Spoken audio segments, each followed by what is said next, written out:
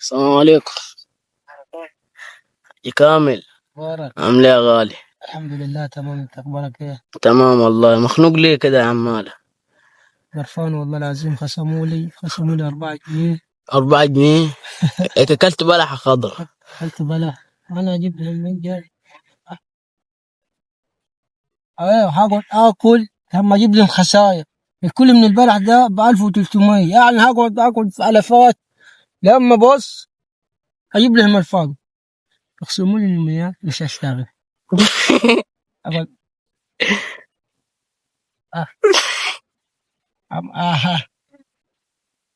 مش هشتغل. هم يخصموا لي يوميات. ليه يا عم؟ ليه ليه يا يخصموا عم؟ لي يوميات؟ ده حرام حتى يا حرام. والله.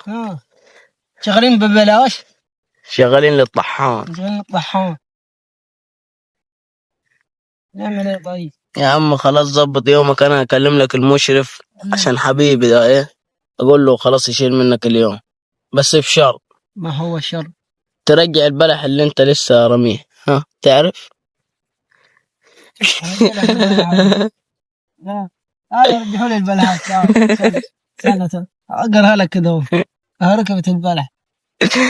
اه ماشي يا حاج كامل، تعوز حاجة؟ والله يا صاحبي، انت لو عشت حاجة انا قاعد تحت النخلة، انا مقيم. مش هتتحرك مش يعني؟ هتحرك. اكل شارب اهو.